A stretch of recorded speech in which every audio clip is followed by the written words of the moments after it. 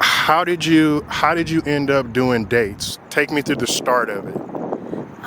Well, see, I got stranded out here like 3 years ago, and I had to figure it out. I was able to get back home to California.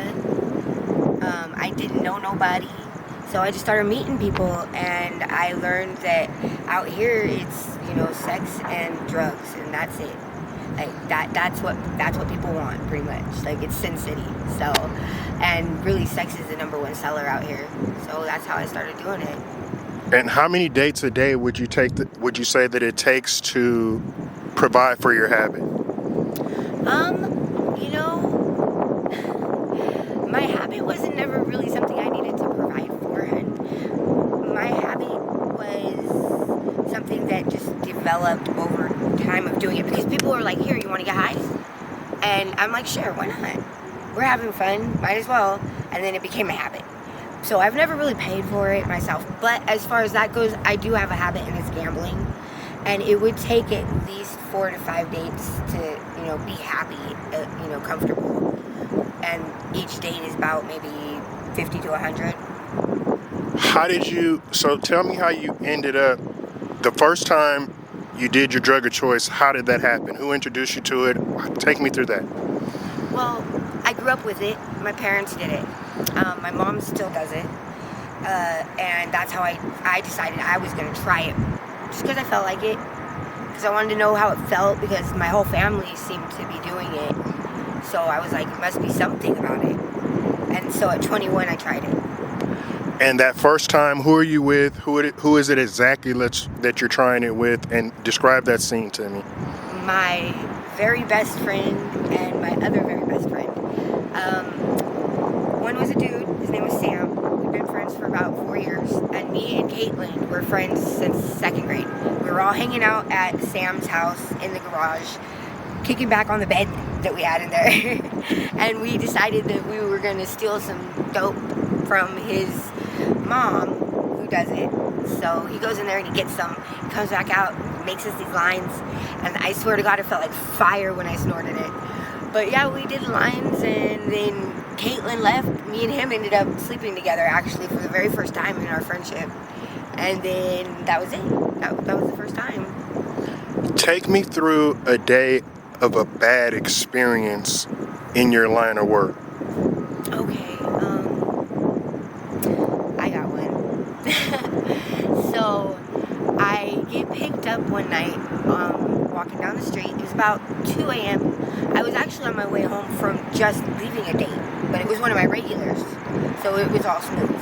So I was just on my way back to where I stayed, and on my way there, some guy pulled up on me and, asked me how much, and I gave him a price, and he said, hop on in, and I get in. I figured might as well make some, extra money.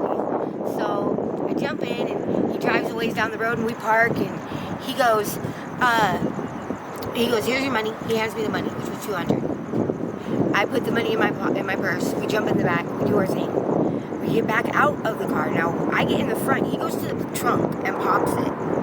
Pulls out something. I'm not sure what it is, but he comes to my side and opens up my door, and he points a gun in my face, and he tells me to give me all the money I have in my pockets and in my purse.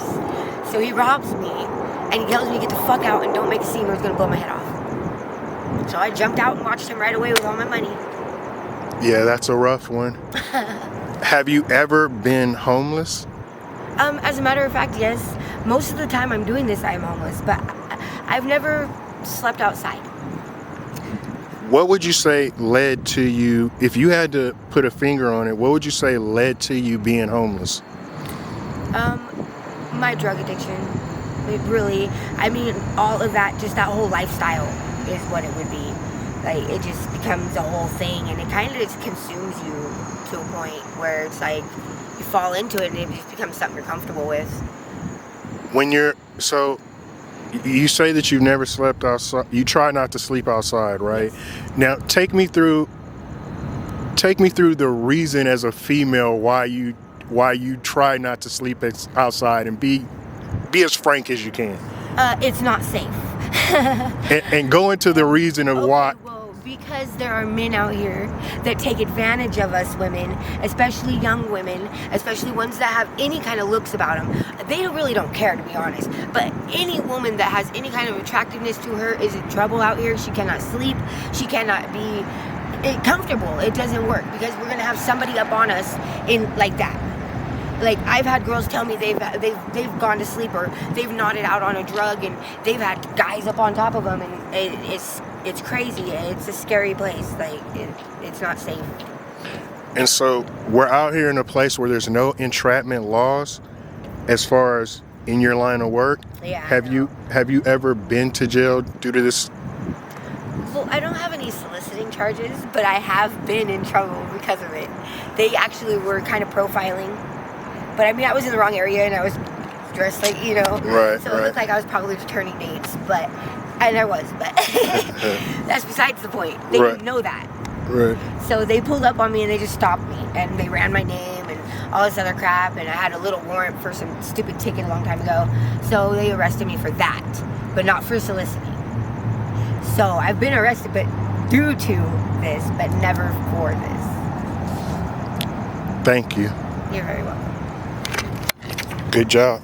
All right, so take me through, so your household, there's partying going on in the household. Take me through your dad's role in the household party. Well, to be honest, the household party thing, I don't know. I wasn't there. My dad went to prison when I was 1. For what? Go back to and that's what I'm meaning. No, he does. He cooked prank, actually. And he was a biker, or is a biker still.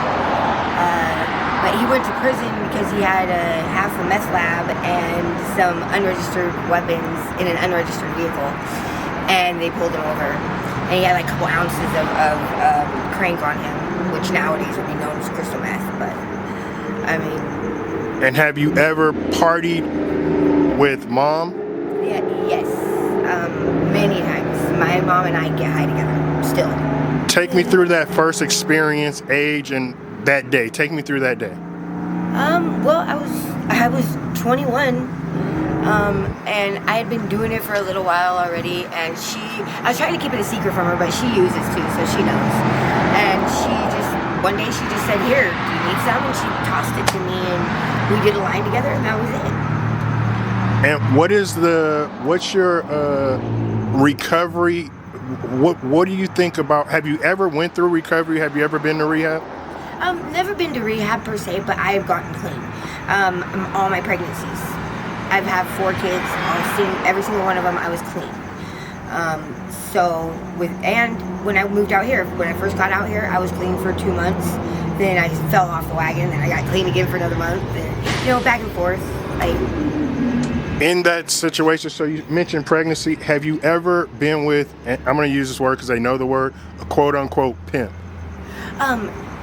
I hate the word, but yeah, I have actually. If it wasn't for this quote-unquote pimp, I would never have survived out here. Okay, so I've often heard this term used. So it's hard for me to say this, right? But there's what would be described as a good pimp and a bad pimp. Yes, so exactly. If you understand the streets and what it is that you're going through, yeah. You would have to understand it in that way to even understand and use that term. Yeah. So describe to me a bad pimp.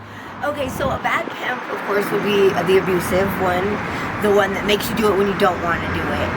You can't come home when you don't have money. You can't speak to anybody else unless you're working.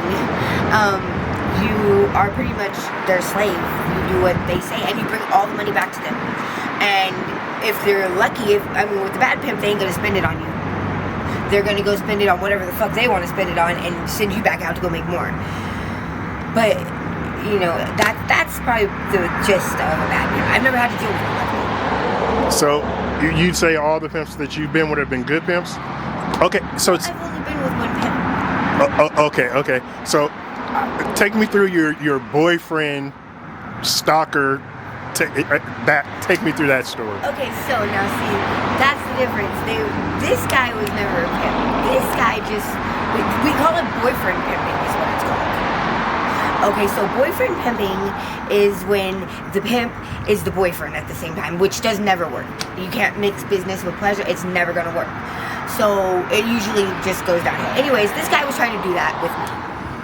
And I wasn't feeling it, and I left. He hunts me down, takes me by knife point from Fremont Street, and tells me to walk with him. He has it in my side and tells me I gotta walk with him up into the bus and he takes me all the way to Durango. When we get to Durango, I tell him, man, I need a cigarette. He goes over to this car to get a cigarette, and I take off running. I mean, I ran so fast. And so I get away from him, and I'm waiting for the next bus to pull up so I can jump on it, and I see him on that bus, so I let that bus go. I jump on the next one, and I follow that bus back to downtown. I get to downtown, and boom, run right back into him, but he doesn't see me, I see him.